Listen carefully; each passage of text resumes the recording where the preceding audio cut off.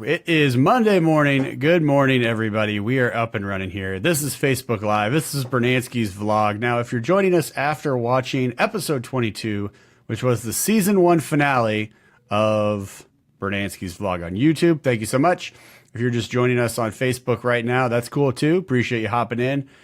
We will get going here in just 1 second. We're going to give everybody a chance to hop in, and then we will get rocking and rolling. Good morning. Good morning. Good morning. It is Saturday morning. This is Brunansky's vlog. Good morning. It's Monday morning. Hey, what's up, everybody? It's Jeremy Brunansky with Brunansky's vlog.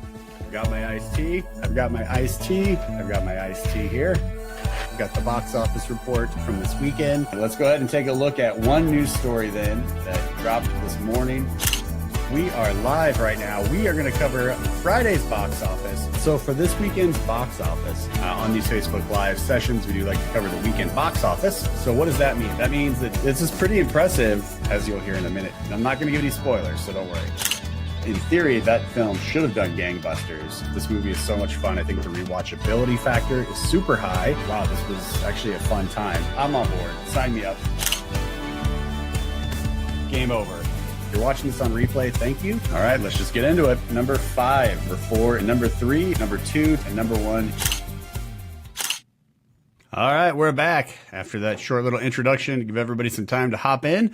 We are going to be talking on today's show. It is going to be the weekend box office report. So let's find out what everybody was watching that wasn't watching Star Wars, right? And then we're also going to take a look at Star Wars. Now, excuse me, this is just up front at the top of the show. Let's just get this out of the way. This will be a spoiler conversation about Star Wars. So if you have not seen Star Wars yet, you may want to skip that portion, and we'll let you know before that portion hits, so I don't just suddenly surprise you with things like they surprised us in the Star Wars movie.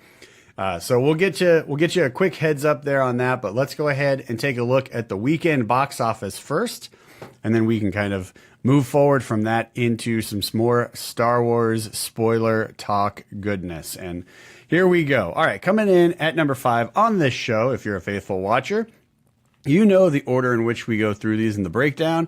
If this is your first time joining us here on Facebook Live, or if you're watching this on the YouTube replay, thank you so much. If this is your first time, we go from number 5 all the way to number 1, and then we just kind of talk about it real quick. So coming in at number 5 for the weekend box office, we have Justice League with $4,170,000.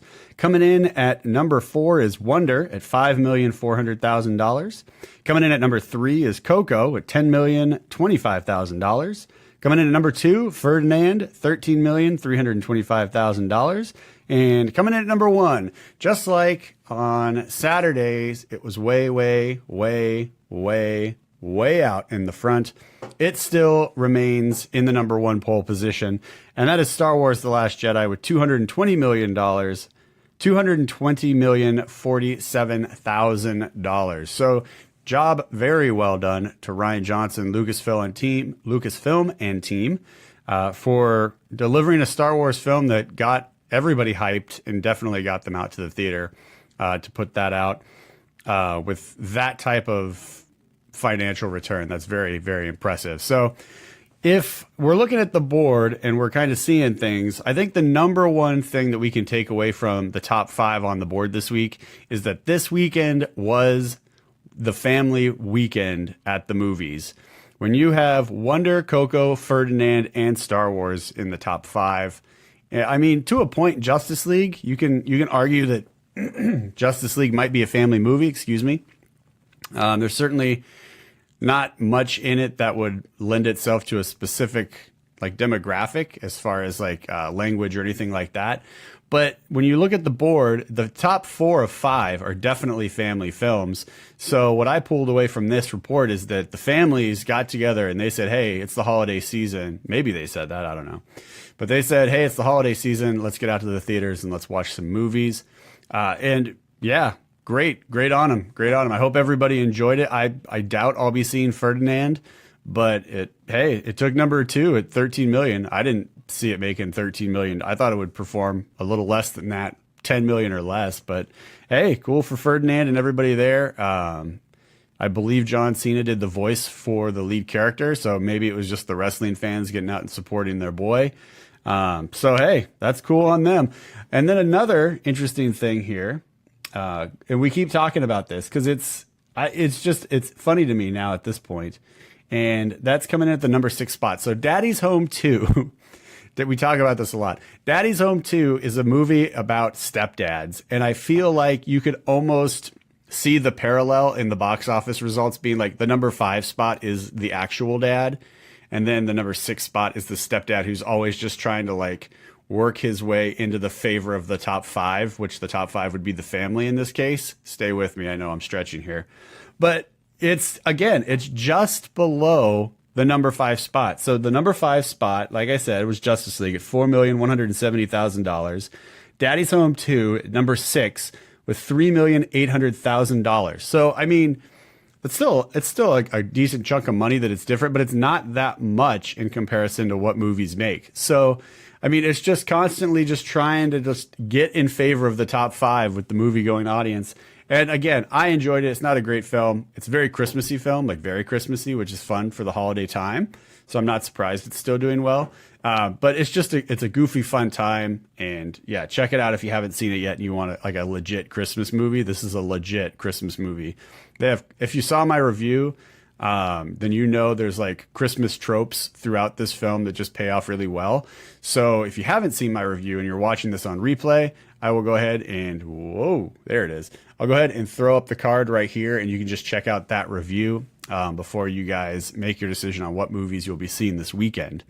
But let's go ahead and take a look at the rest of the top 10. Still in the top 10, Thor Ragnarok, The Disaster Artist, Murder on the Orient Express, and Lady Bird.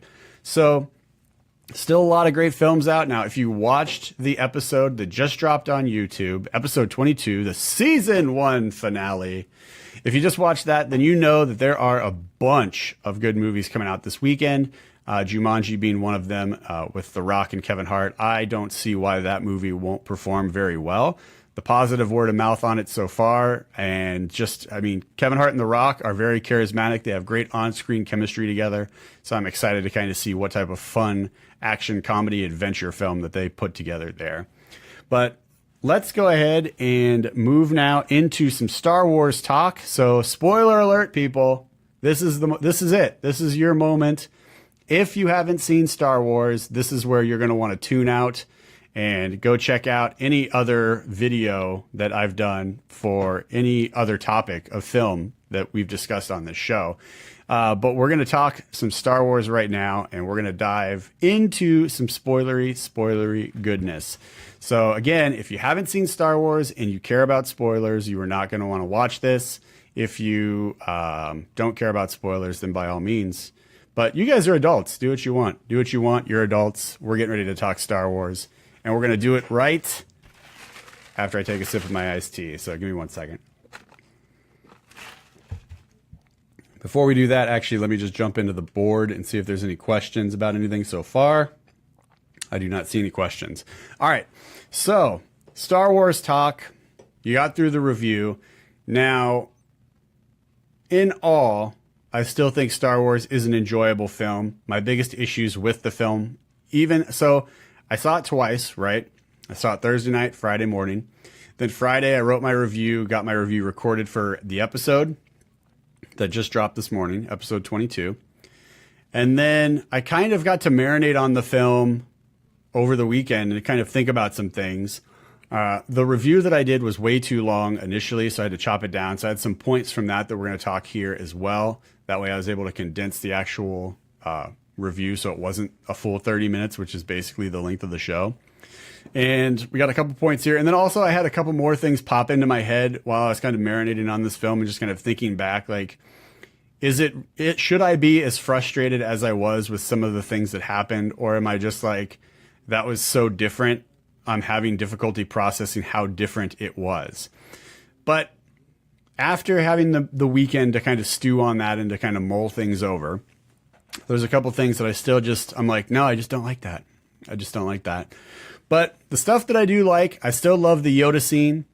I think that was probably my favorite. Seeing him pop back in and have that conversation with Luke, it felt like what I got from Yoda back in the original trilogy when he's trying to like do like an educator, philosophy educator moment with Luke. I just love that stuff with him. So I was really happy to see that come back. I'm really happy to see more of what's going on with Rey now that we know her parents really don't matter at all. We can move past that and the speculation can finally come to a close on that. So I was super happy that they're just like, look, your parents just dropped you off and sold you for money. And that's where we're at right now. So let's just move on with the story. And I was like, that's really cool. Like, not that that's a crappy childhood. Like, let's be real. But it's cool that we know that. And now we can move forward with other things that we are probably more important for the overall story as far as Star Wars is concerned. So going back to the scene with Yoda, I've got here on my notes that I'm just kind of jotted things down as to what I thought. Going back to that scene with Yoda, Yoda says that they've lost Kylo, but they can't lose Rey. And he's talking to Luke about that.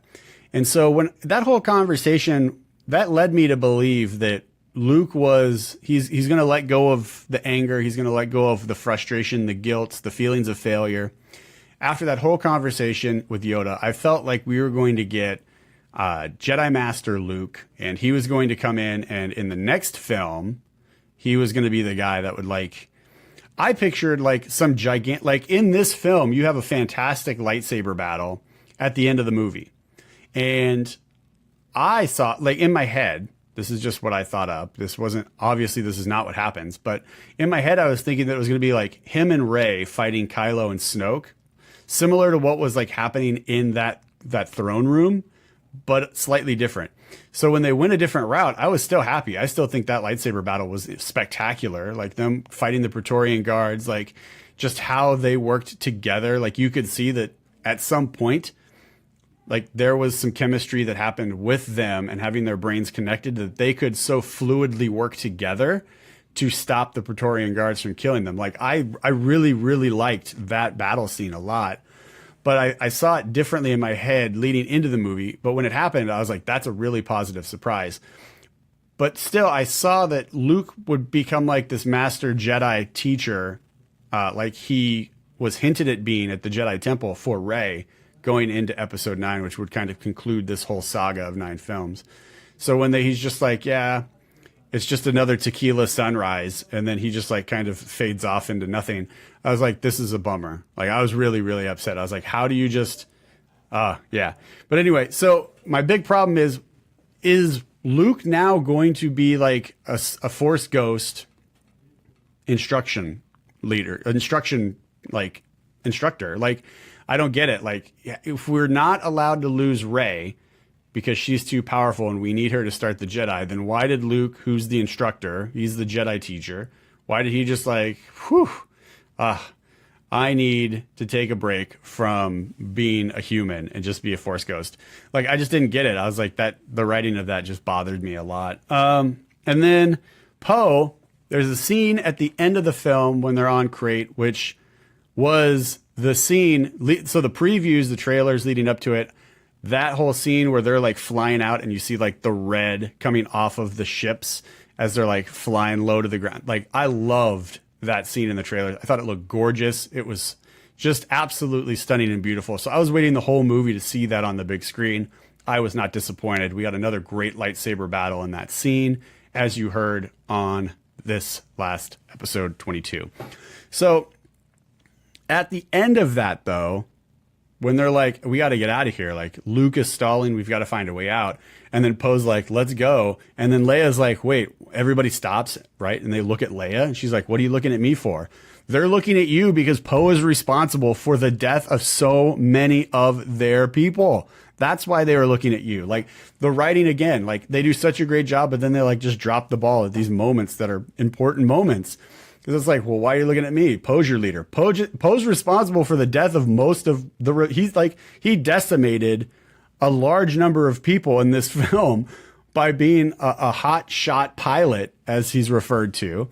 Like, if it was like the whole thing with Finn and Rose having to like go to this other planet to find a hacker was because Poe didn't want to listen. He started the mutiny, and it was because of him and his actions that all of those cruisers, if it wasn't for Poe sending Finn and Rose to that planet to find the hacker, we never would have gotten Benicio del Toro. Benicio del Toro would have never been able to tell the First Order about the small ships, the little shuttle ships, leaving the giant spacecraft to go to the planet for safety. Like, at the beginning of the film, even Leia calls him out for it. He's like, yeah, we have a bunch of dead people. He's like, those people were heroes. She's like, yeah, dead heroes, because you can't run around just blasting everything with an X-Wing fighter. So at the start of the film, we find out that he's responsible for the death of a lot of people. Then at the end of the film, we realize that he's responsible for the death of a lot more people. So yeah, why would they be looking at you, Leia, when he's like, let's go this way? They're looking at you because his track record so far in this film is that if you follow him, he's probably going to get you killed. Like, it bugged me so much that that's the route they took with his character, because in the last film, in The Force Awakens, he was a really good character. And as a kid growing up with the original trilogy, I always was like, why is Wedge so great? Like, what makes him a great pilot? We don't really see him do awesome stuff as a pilot. And I feel like they gave me the answers to all of those questions for Wedge, but they put it into Poe. And like, you see that ship with Maz Kanata where he's like flying and like blasting stormtroopers and like everybody else on the ground with his X-Wing, and then he swoops back up and then he's taking out other TIE fighters and stuff like that. I was like, this is what I imagined Wedge would do if Wedge was, this great pilot. But we didn't get that in the original trilogy, but we get it with Poe. And I was like, okay, cool. And then in this movie, he just turns out to be the cause and the reason for so many deaths of his comrades. Like, did not like it. Did not like it. So yeah, Leia, when they all look at you and they're like, should we really follow this guy? You should just answer, yes, we're going to follow him. Even though most of our people have died because of him, we're still going to follow him. That should have been the answer, not, why are you looking at me? Just bugged me. Also, where are the Knights of Ren? Like, they hint at it in the film when Luke is giving his backstory on everything, and he's like, yeah, Kylo killed some folks, and then he took some folks from the Jedi Temple. Okay, but do we get to see him? Like, in the trailers, there was always that image of like a bunch of folks standing in the rain, but we didn't get that in the movie, so I'm sure that's a deleted scene that was cut out. But like, are the Knights of Ren still around? Because that would help explain why we don't have a rule of 2 right now. Also, like, did he kill the rest of them? Like, was there a power struggle? And there was like another thing where he's like, okay, if you guys aren't going to do what I say, then I just kill you, because he's a hyper emotional dude. Like, I don't know. Like, they don't really explain it. So it's just like, okay, whatever. And then Hux. Let's talk about Hux. Hux had a lot of potential in the first one. I don't really see the potential like reached in this one. He's just kind of there. And he's just like, he's dopey. He's dopey. And I just don't get it. Like, he was a strong character in the first one, and then they kind of like throttled back like his importance, like as far as like how he carried himself, not his importance overall, but just like how he carried himself. He was a little dopey. So I was like, oh, okay. And then it got me thinking, like, is he going to be like a newer version of Director Krennic from Rogue One? Because he was always like, he was talking to Vader, and he's like, well, will you tell the Emperor that? Like, and he was kind of mousy about stuff, and he wasn't the strong person that we would expect in that position. He was kind of a little reserved, like a little bit more strategic in some of the things he did, more than he was aggressive. He was a very passive aggressive character. So I was like, is Hux going to be like this new kind of version of what Director Krennic was from Rogue One? Like, I don't know. We'll have to wait and see. We know he survives in this film, so there's still going to be more drama that occurs between him and Kylo Ren in the 9th film. So we'll have to wait and see for that. And then DJ, Benicio del Toro's character. I really liked his character. I was surprised at how much I enjoyed his character for how little screen time he got. But I actually really did enjoy his character overall and what he brought to the film as just like this kind of like a twist in the story, because they're on this planet to find this hacker. They find the hacker, but then they get thrown in jail, and they get thrown in jail with Benicio's character, who's not the hacker they're looking for, but a hacker nonetheless. And so like, there's a nice thing that happens there with him and Finn and Rose, like, to where his character is the reason that Finn kind of realizes his responsibility in things. So I thought that was really cool. But more than that, like, he just opened up a new possibility for his character in another film. And I'm hoping that's not the last we see of him. If you watch Star Wars Rebels, which if you're a Star Wars fan, you should be watching Star Wars Rebels. It's really good. The first 3 seasons are on DVD and Blu-ray. I recommend picking those up. If you're watching this on the YouTube replay, I'll actually throw a link for those in the show notes below, and you can just follow that link and grab those. I'm on season 3 right now. I'm a couple episodes in. I think I'm 4 episodes into season 3, but definitely good. And so when I saw Benicio's character, I was like, oh, there's something familiar about the style of this character. And then again, after I had the weekend to kind of just like marinate on it, he reminds me of Hondo from Star Wars Rebels. Not like in a sense that he's like a pirate, but in a sense that like he just kind of like has the Hondo like will just pop in and he's always unexpected. And you're like, oh, it's Hondo. Like he just adds a nice fun element to the story, and he can kind of make things complicated for the heroes and the protagonists because you don't really know which way he's going to go. So I'm hoping, and this is just a hope, right? I don't really have anything to base this on, but I'm hoping maybe that we see Benicio back in episode 9 and he's kind of like Hondo, where he just like shows up suddenly out of the blue and you're like, oh, it's DJ. Like, and then there's like a new fun plot twist or a new challenge or something that occurs because he shows up in the story. So that's kind of what I'm hoping for his character going forward, because we know he survives. He doesn't die. So unless there's something in the books that I haven't read that says he's a no mas. But yeah, so we'll have to wait and see there. But that's kind of what I'm hoping. I'm hoping maybe they go the route of like he just kind of pops in, like Hondo pops in, and I think that would be super dope. And then finally, the characters that have been wasted. What is Captain like what is going on with Captain Phasma? Like, first movie, she's built up to be this incredible character. In the first movie, nothing. So then we're like, okay, second movie, they've got to give her dues. She's got to be just a monster force. So we understand why she's got this suit. There's a book on Captain Phasma. I haven't read it. If you've read it and you can explain more about it, throw your thoughts in the comments below. If you're watching this on YouTube replay, again, comment section, hit us with that knowledge so maybe we can understand why she's got this special suit, what's great about it. Because I feel like she had to do something to earn that. Like in the military, right? Like you get your stripes and stuff like that for achieving things. So I have to imagine that she's achieved a level of success that warrants that suit, but we don't ever find out why and what's great about her. She gets captured in the first film super quick. And in this one, she gets taken out super quick. Like in the trailers, you see that fight between her and Finn, and you think it's going to be this epic battle, and it's really short. And then she like falls into a burning pile of basically destroyed garbage because the ship is blowing up, and she falls into the parts that are blowing up. So I was just like, what? Why did we? At this point, I'm under the impression that Captain Phasma, her entire role and her importance in the films is to sell toys, because she has what appears to be a very cool looking action figure. So I just am under the impression that she was only around to sell toys and she's a marketing ploy, because she does nothing for the films. She gets caught in the first one and then she gets killed right away in the second one. Not like right away, like at the beginning of the movie, but when the battle starts, it's a very short battle and she gets taken out pretty quick in that battle. So I'm like wasted. And then as you heard on my review for The Last Jedi that just dropped this morning on episode 22, Snoke is completely useless. He's built up to be this big bad guy. And then, Kylo just, you're done super quick. Just, it's clever, like how they do it, but it's just like, really, that's all we're going to get from this guy. So yeah, I don't know, but there's a lot of stuff I liked. The 2 starships that blow up looked great. The whole third act, I mean, is just fantastic action scenes. Both lightsaber battles are great. Seeing Luke back in action was great. Even some of the stuff like with Leia early on, seeing her stun Poe because Poe's trying to start a mutiny. Like just seeing there's so much good stuff in this film, but then on the other side of it, there's just like all of this stuff that was like a 50-50 balance of like stuff I loved and I can't stand.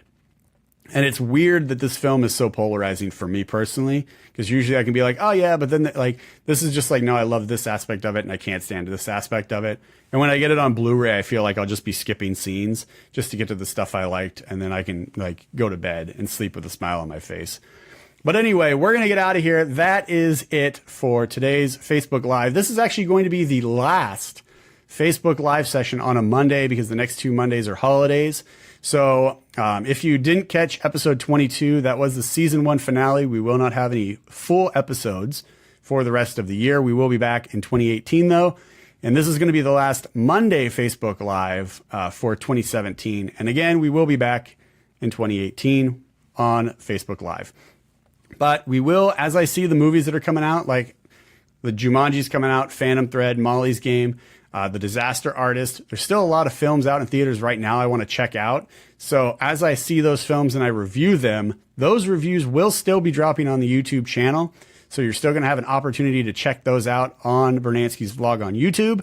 There won't be a show that drops before the reviews drop like normal. The reviews are just going to drop right to the movie review playlist, and you guys can check that out. In fact, if you're watching this right now on YouTube replay, I'll just go ahead and throw up the movie review playlist right here.